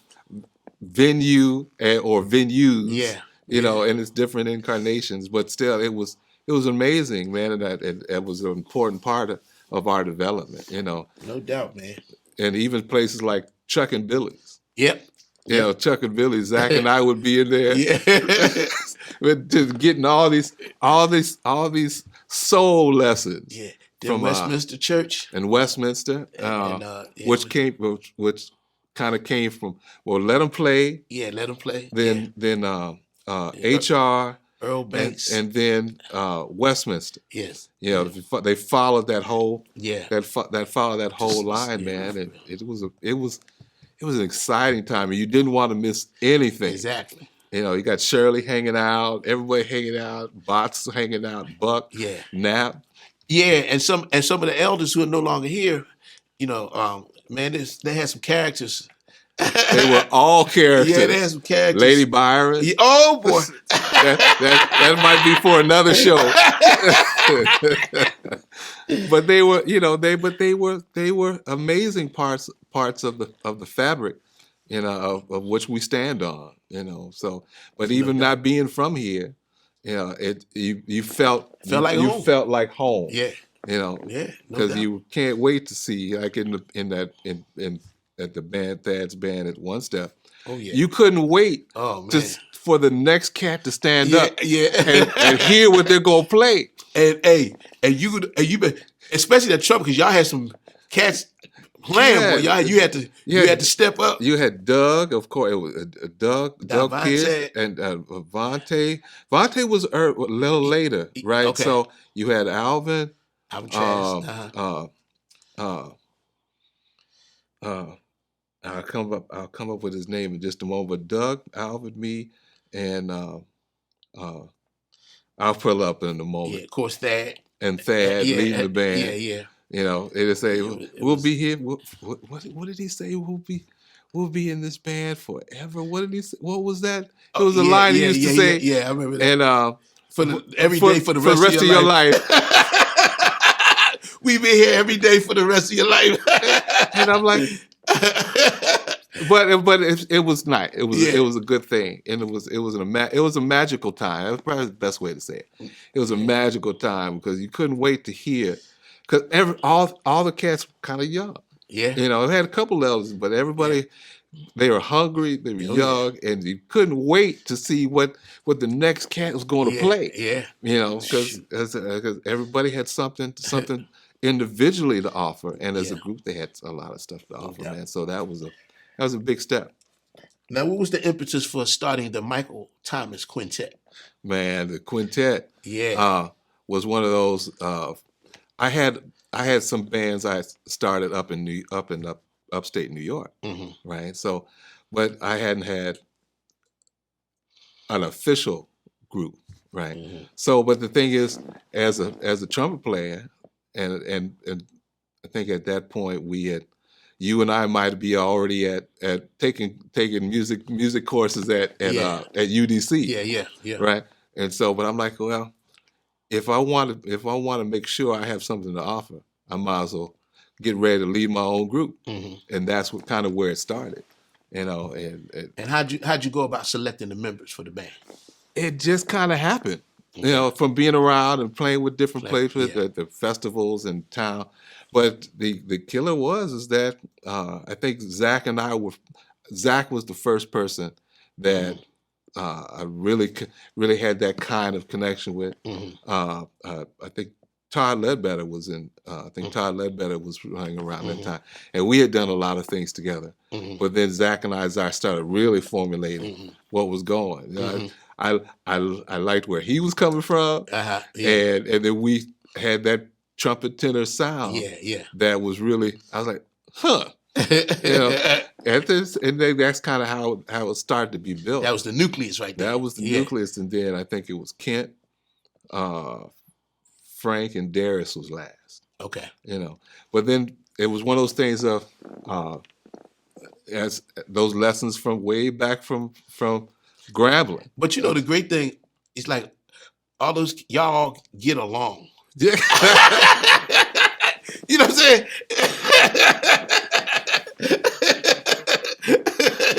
Yeah. Yeah, you know what I'm saying? Yeah. And they professional, you know. Right, They're going, that's the good thing. Right. Yeah, because they're going to do the flip playing. Right. Well, that's part of I guess that's also part of learning how folks work. Yeah. You know, and I learned that from a lot of that. I learned from my father, and I learned that from Conrad Hutchinson Jr. You know, those lessons always apply. Yeah. You know, and if you're going to be a leader, then here's the things you have to do to earn their trust. Yeah. You know, to earn their trust and earn their respect. No doubt. And that's where it started, because like for Hutch said, if we had to take the bus somewhere, he would ride the bus. He would what? He would ride the bus. Okay. Right. So he wouldn't take take his band anywhere he couldn't go. Gotcha. You know, and that was major. Whether we're in Grambling, whether we be in California, or whether we be in Japan, or other stuff, that's the way he ran things. Yeah. Now he didn't take no. Yeah. He didn't take. You knew. Yeah. Don't mess with Hutch. Yeah. If anything you do, you listen. You follow the directions. And you do what you're supposed to do. And but those lessons still translated to trying to lead a group. Yeah. And I never formally asked anybody to be in the band. Wow. It's not like, will you be in the band with me? Yeah. No. Yeah. And we've had folks come in and sub. Yeah. But the nucleus of the organization is let's do this thing. Yeah. and No doubt. it just kind of earn their trust, and hopefully they trust me enough, and their families, parents, children, all that stuff is always humbling. It's always humbling, because it's 25 years for us now. Yeah, we're gonna talk about that. But yeah, that was it. Hutch. Now you created nicknames for all the bandmates. Yeah. You even gave me one. Right. What you call me? Hot potato. So let's share the names of the band members with their nicknames. Right. And the instrument that they play. All right. Give them some love. All right. Well, it's first of all, you were hot potato because every time you stand up and play, you knew something was coming. It was never just he just gonna play. Nah, you knew if Antonio's gonna come up and play, he's there. He's there with it's hot. You can't. And so the next is who was first? Zach Warm Daddy Graddy. Zach Warm Daddy Graddy. And he's straight out of Stanley. Yeah, right. Oh man, he's old soul, man. Right. That's my man. And so yeah, he's always had that particular thing. Yeah. And a unique sound. Man. And it don't matter who, it's like Zach gonna lay it down just like that. Right. Don't matter what's going on. He dropped the shoulder and he's gone. Right. How's my man doing, man? Man, Zach is doing just fine. Man, he's doing just fine. What's up, Zach? Haven't seen him in a minute. Yeah. And then Kent the Deacon. The Deacon, yes, Kent the Deacon Miller. Right. Because he's the elder in the band. Right. Yeah. But yeah, Kent always drops it right. Just like you hold church. Yeah. He puts the thing in and you guarantee. Yeah. It's gonna be right. It's gonna be right there. But it's gonna be a lot of hump. It's gonna be a lot of hump in his back. Right. Yeah. Right. And then there's Frank Sparkplug Williams, the fourth. Yeah. Right. Energizing that cat, boy. Now he got more energy than me. Oh yeah. So yeah, Frank. That's how Sparkplug was the right name. Oh man, because he's always firing up. He just drop some bombs, baby. Bodette told me the story that me and Frank we were playing at Tacoma Station. Yeah, and let me get some water for this. But and we back then. Was it the bandstand was right next to the window. Oh yeah. So he said, man, he looked in the window, man. All he could see is me and me and Frank bouncing on the 2 and 4. Like, right. Yeah, he and then I'm playing my horn. But you can always tell if you get, just like folks from the movie, you can tell where the swing is at. Yeah. Yeah, you can tell it where it's at. Oh man, yeah, because he always brought that kind of fire, and which is always good for the group, Yeah. And then Darius Smiley. Scott. Yes, sir. Now Darius was the last cat to get his nickname because I'm like, I'm not sure where. Because eventually a nickname will hit me, and then I'll really kind of dig what was on with it. But yeah, it was Smiley because eventually it took him a while to get him to smile. Wow. Not really sure why, but he was always real serious. But then we finally broke that out of him, and that's that's how he got his last nickname. Yeah, man. I love the way he comps, man. He knows how to make it. He knows how to make them chords sing, man. Yeah. He put the stuff in. Yeah, a lot of space in it, and real, and I've really heard him grow over the years. Yeah. Adds to the thing without some cat can overcomp or overdo stuff, but it's right there. Yeah, and it makes a lot of difference because it makes a lot of difference, but the members they make up the glove. right? Everybody's an individual, right? And they have their particular unique sounds, but they're so important to how the band And of course, you got feels. Jazz Head. Right. Now, where'd you get that name from? Man, it came from my license plate. Really? Yeah. What do you mean? Yeah, because my license plate says Jazz Head. I mean, did you make it to say that? Did you? Yeah. Okay. Yeah. And I said, that's gonna work. That's not my It's not my personal nickname because I don't really believe in making up your own nicknames. That just doesn't work. I call you Jazz. Yeah, right. But it works. Yeah. Right. So, but that's where Jazz Head Entertainment, all that stuff came from. Wow. It started from my license plate. Oh wow. Okay. And so they saw Jazz Head strolling through town. They knew it was me. Okay, right. gotcha. And but yeah, that's where where it came. That's so I didn't know that. Huh? I didn't know that. Yeah. Wow. Now, so this you're the Michael Thomas Quintet. This is 25 years. Yeah. How do you keep a group of people together for 25 years? Man, respect. I guess one of the things is respect and just always earning their respect and at least and trust. Yeah. And of course you always got to pay the cats. Oh yeah. But that also comes out of respect. Yeah. Where a lot of things were made solid was where we started. We started, in the like 98, 97 kind of time frame playing together. Yeah. But then once what really nailed it down was the first recording. Yeah. If this is gonna happen, let's make this thing happen. I'm on that first one. Man. You sure are. Oh wow. Right. Yeah. The messenger. Yeah. And that's what kind of solidified what we did. But it was independent. Yeah. We're gonna talk about you. We're gonna talk about now.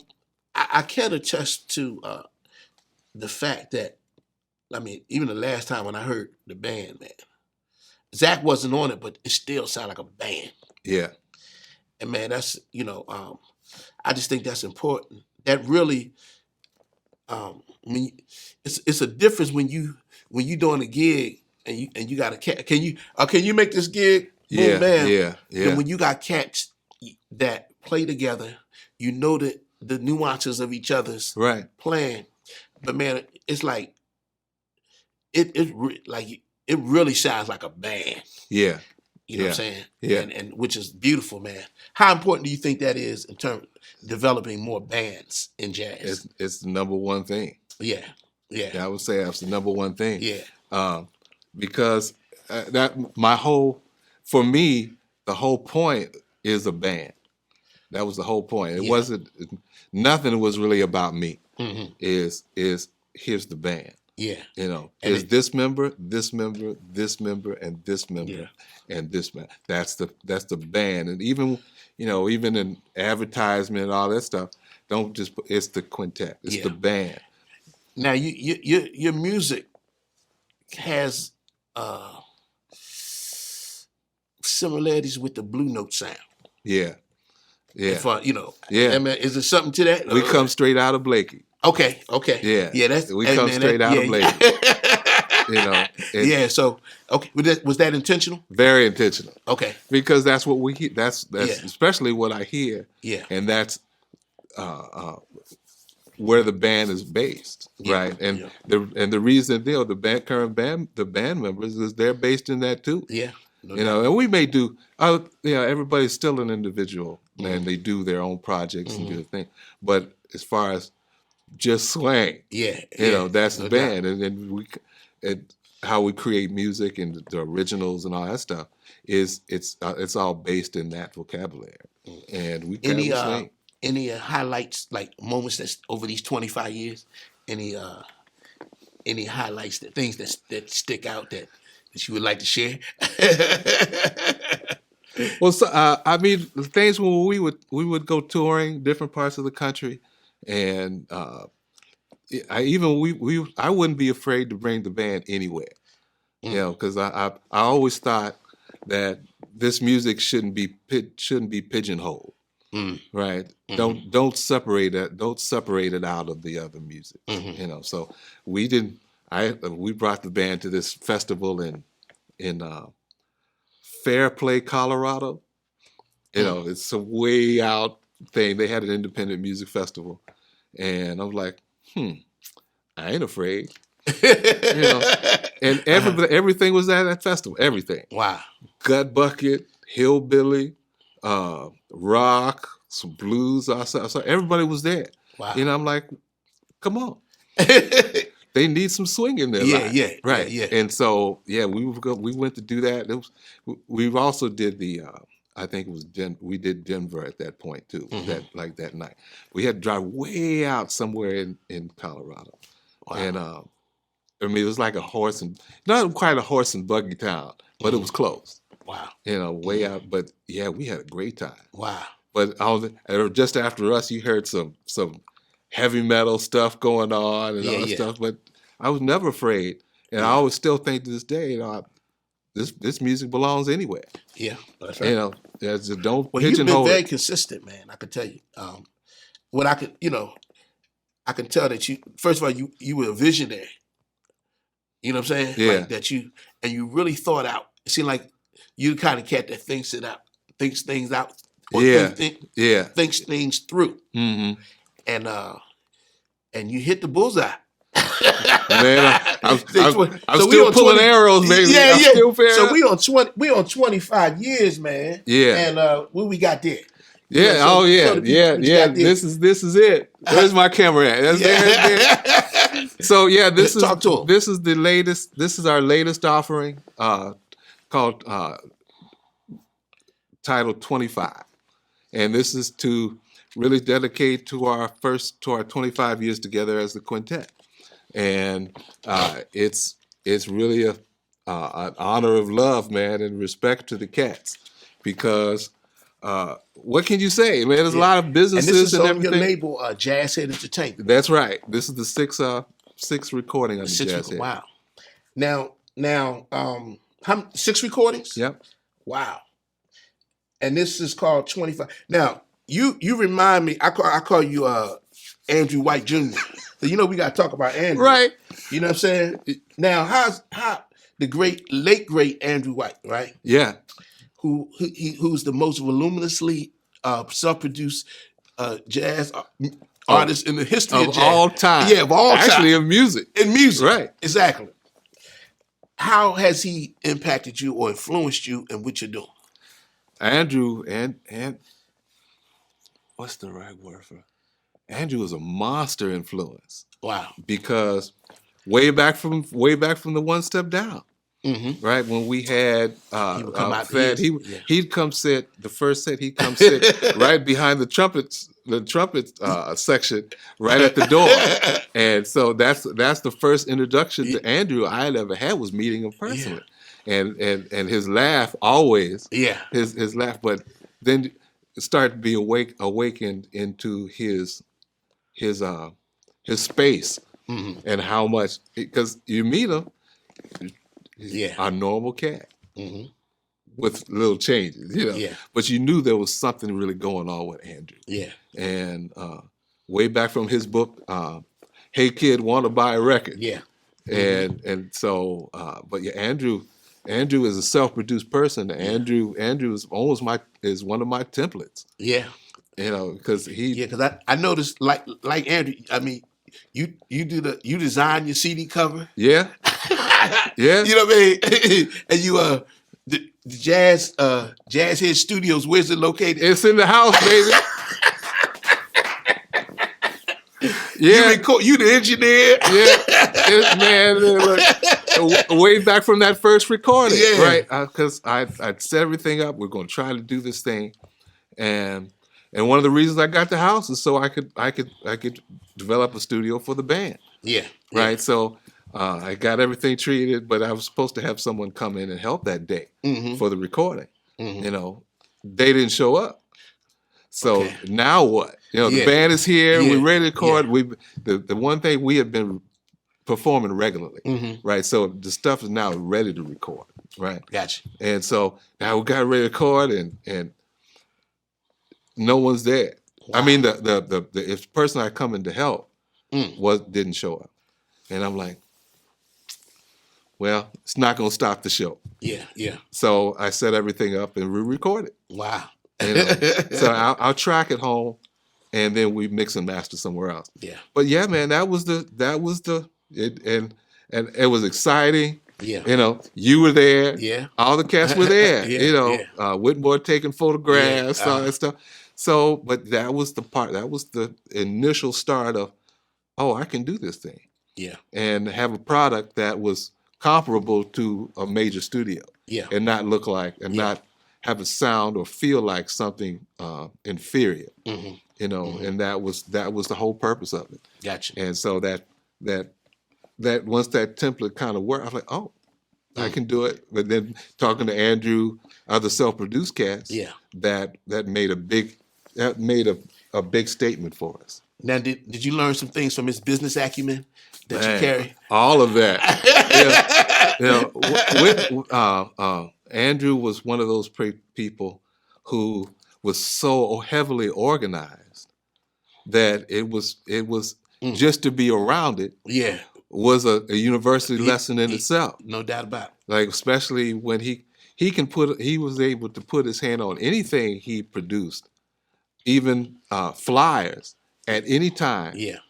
At any date. Right. He could reach back and look at the 65 flyer. Yeah. At like November 20th, 65. Yeah. Or he could go last year and pick it up. But he was the only cat, one of the first cats I've ever heard of.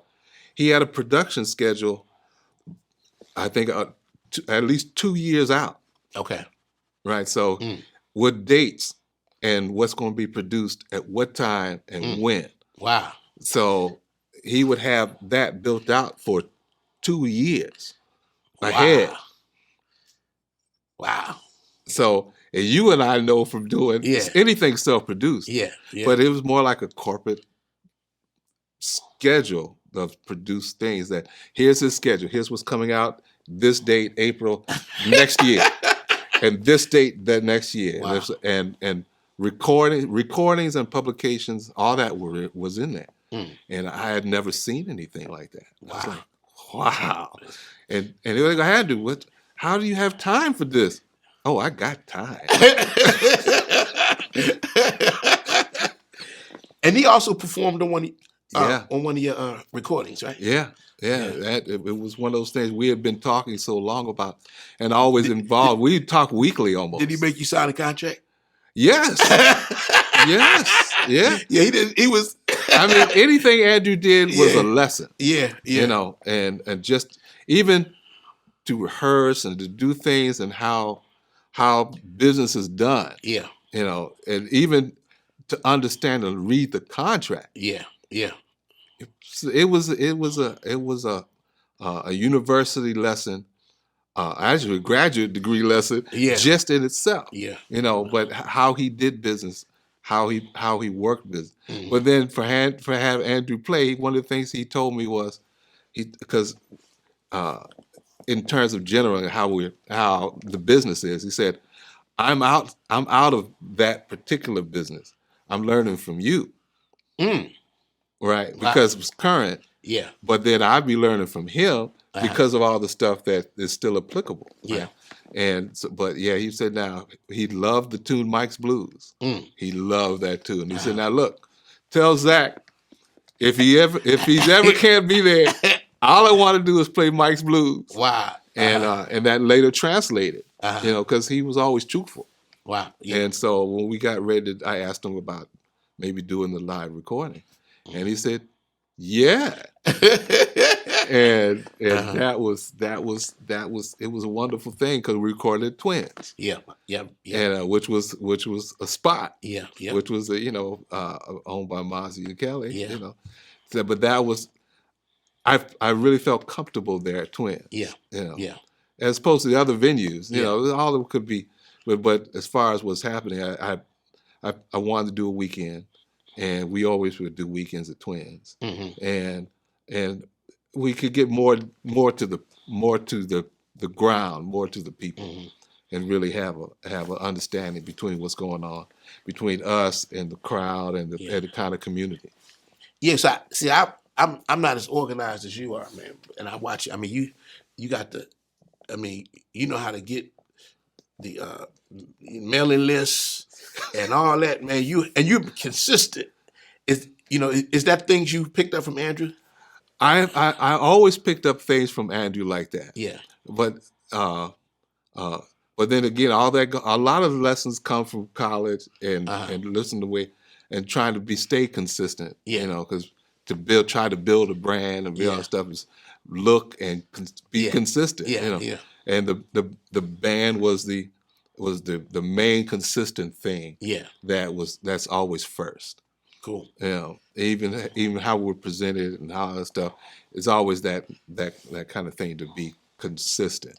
And but with Andrew, Andrew did me something I didn't realize what had happened. Right? Yeah. He said, because Andrew always had his own performance and his stuff he would prepare and play on all that stuff.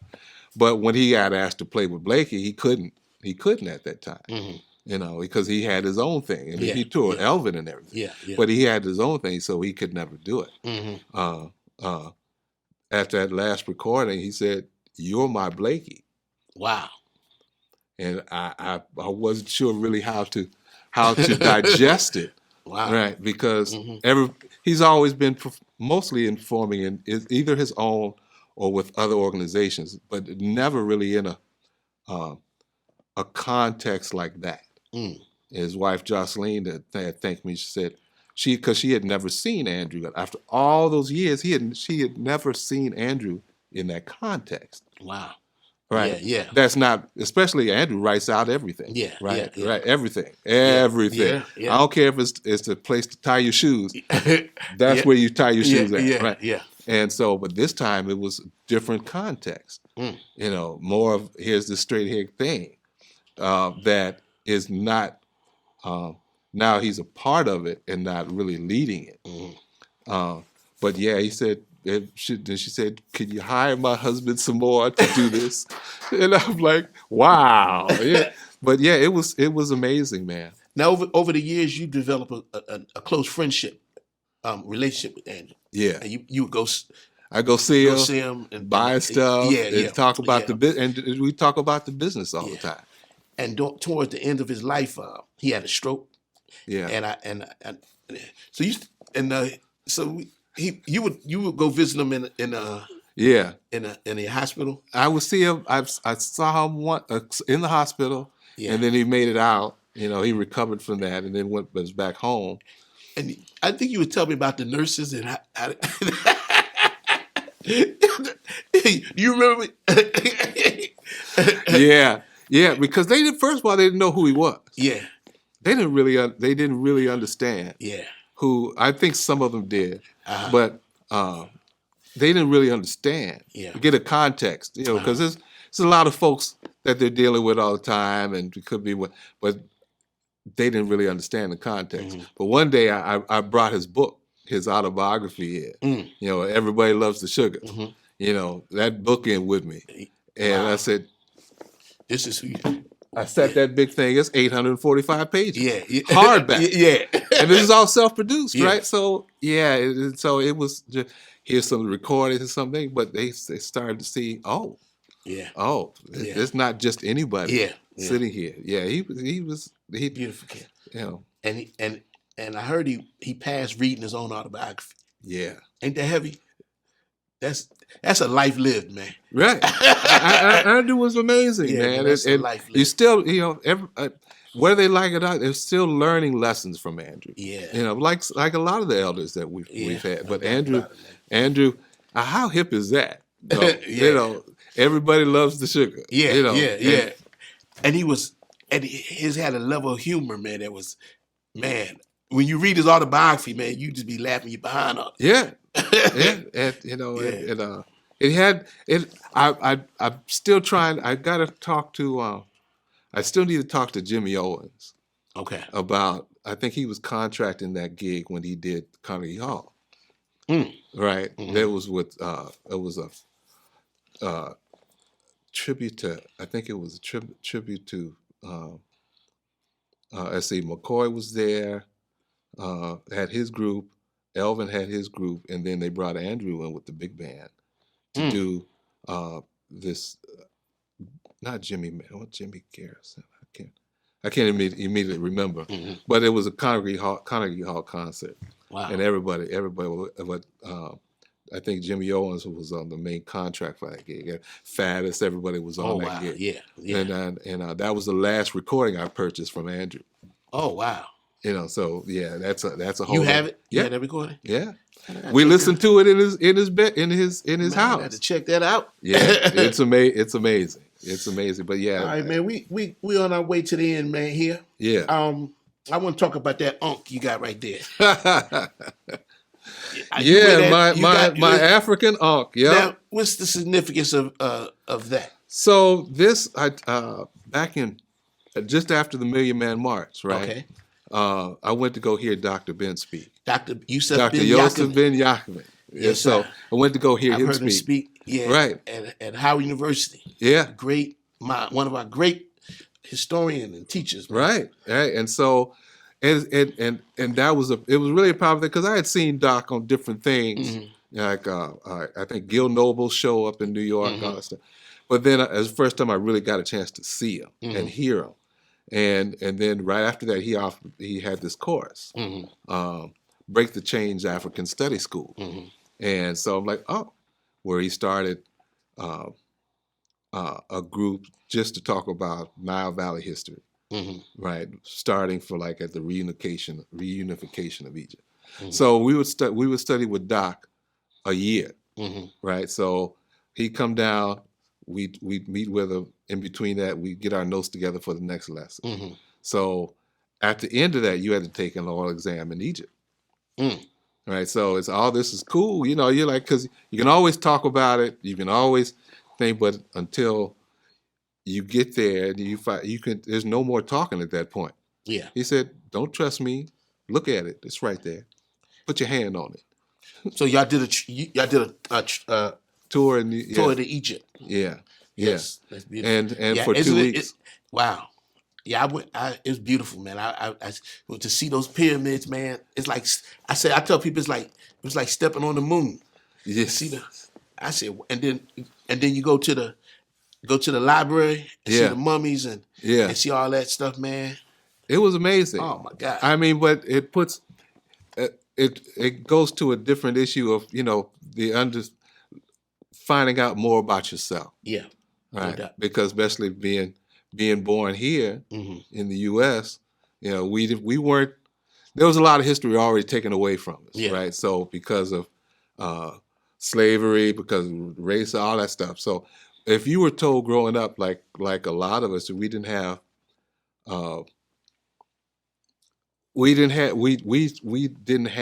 unless you had it enforced at home. We were told, our history began at slavery. Yeah. Yeah. Discounting everything else. Yeah. So that was all part of that was a lot of big things that waking up into that kind of history that Doc and Van Sertimer and the Clark and all that stuff had brought to the table. And I was like, oh, so that just kept opening that door. Yeah. So this particular thing was made for me in Aswan. Oh wow. In Aswan, they said, welcome back home. Wow. Just that simple. And then do people misconstrue that with quite a bit? Quite a bit. But either they ask about it or they don't. Okay. All right. But then as far as this keeps a lot of things coming to me positive and does let go of a lot of things. Yeah. So but it always is an outwardly sign to, who I am, where I'm from. Yeah. And it's Egypt is not out of Africa. It's African, right? So we just start there, and all the things that go with it, and all the things that go around with it, for the rest of the continent, because it didn't just get there. Yeah. Right. So that kind of history is what we started to learn from, and that's why it always keeps me grounded for everywhere. And part of my symbol. Yeah. Right. Yeah. No doubt about it, man. All right, man. So we on our final questions. All right. how's the family? How's Deborah and the kids, man? Everybody, just are they doing okay? You ain't got to go into everything, but of everybody course. good? Yeah, hey man, we're living and breathing. Yes, that's right. Right, we're on top of the grass, Family, man. family, mom. Deborah's fine. Both daughters are fine. Okay. With the new addition coming, Okay. and marriage is coming. Wow. All of that is it comes with living. Yeah, no doubt. Man. Mom is cool. My brother's cool. Cool, I know. You looking good, man. Hey, man, look. I'm the one need to hit. I got to hit that gym. I keep telling them, but don't count me out. Hey, I was about to say the same thing. But we're moving in the right direction. Beautiful. We're moving in the right direction, and you never get to this next stage without some challenges. Okay. But thank goodness, man, the Creator seen fit to let us move forward. Amen. And be here with my man from Philly here. Yes, sir. If you can, especially when we talking about what we're wearing. I looked at you. I said, that's my man. But it's always a pleasure to see the cats and talk to the cats and be able to be a part of a wonderful community. Oh, no doubt. Because so what's next for Michael Thomas? I know we got now. Have you formally released the CD yet? Pre-sale. Okay. Pre-sale. See, that's that business. He said pre-sale. Pre-sale. Okay. So what's January 1 is the full release. Okay. Is the full release digitally, and it'll be available on all platforms and all that stuff. But yeah, that's the next thing, and to really kind of get the band back touring again. Okay. And if we then hopefully the next thing is move internationally. Okay. And do some things, because I think the band deserves it. Yeah. And it's 25 years, baby. Oh man. And going on 26. Yeah. And everybody's living and breathing. And man, the thing about it is, although time is an illusion, but in our concept of time, right? Time, like Bird said, now is always the time, or now's the time. But to how we look at time, and it's to 25 years. You also got something to show for. Yeah. In that 25 years. Yeah. It ain't just 25 years that went by. You're like, what happened? So you have made, you're leaving legacy. Right. Leaving things for the future generations to know you was here, and this what we did. Right. This, when we in our sojourn on the planet. Hey, man. It's but it's about being around the right cats. Yeah. Because we all feed off each other. Yeah. Because you can't stand in this and say I did it all by myself, or even though they could do comments, say, man, you do a lot of stuff by yourself. Yeah. Well, yeah. But it's still within a context of a bigger thing. Another significant thing about the CD is that you haven't put a recording out in a little minute, man. So it's kind of like, wow. Yeah, well, especially through COVID. Yeah, because there's a lot of stuff that's been going on, but it's happening. And always things not personal. I haven't either. Yeah. So I need to get busy. Well, you're busy doing a lot of other stuff out here. We'll talk. We can talk about that when we switch chairs. Yeah. No doubt about it. But yeah, it had been a moment, and I didn't think it had been that long. Yeah. Right. Since the Twins recording. Yeah. Right. I hadn't thought it had been that long. Yeah. But then when I started to really kind of put this thing together, we recorded this right before COVID. Right. And it was time we recorded it. But then I didn't go back and listen to it for almost 3 years. Wow. Right. But then that little thing started being, say, hey, it's time. There's a lot of stuff coming. Let's see what happens. Yeah. And even the name of it, Yeah. You know, Yeah. like most cats say, so you try to have a title tune Yeah, or something like yeah. that. And I'm like, I wrestled with it, and I'm like, no, because that paradigm doesn't always work Mhm. for a lot of different things. Mhm. So I'm like, let's call it 25. Yes, sir. Because that says, because we're still actively moving, it's still Yeah, actively yeah, recording. So yeah. you can't say I don't want it's not a really good thing to say. At least for me, we're still viable. Yeah. We're still rolling. You Yeah. know, we Yes, still sir. got a lot of stuff to do. So you can't call it legacy or no, Mhm. just 25. 25. Right, and Gotcha. that says everything that what we need to say. You know, because Gotcha. we've got work on the next recordings and all that stuff. But yeah, it's always been a pleasure, man, to be able to put out your voice. Yeah. You know, Yeah. as you Yeah. know, Yeah. everybody has a voice. You know, Exactly. what you do with Absolutely. it is a whole nother thing. Absolutely. You know, so yeah, man. All I right, said man. thank you. Yeah. I said thank Well, I you, got one man. more question for you Yeah. before we take Right. it to the end. How can people contact you if they want to know what you're doing and what's happening? You can look right in the camera and All let right. them know. All right. Right on. So you can always find me on www.jazzhead.com.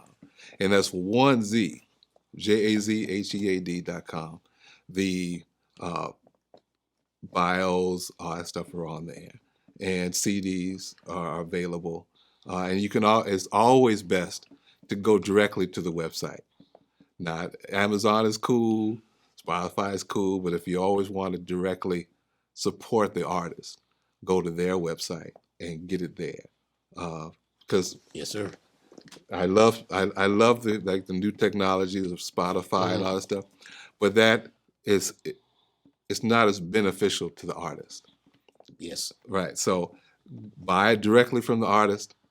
Really support the cats that are doing this, but that's where you can get it from. And if you order it from Jazzhead, it can be signed before it ships. That's the base thing is because you always want a connection with you always want to maintain a connection with the people that are around you.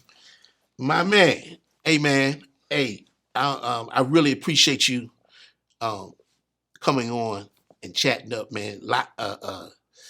Just talking, sharing your story with us, and engaging us, and here on the conversation in jazz. Hey man, I really appreciate you having Oh, me on man. the show, man. And It was bound to happen. hey,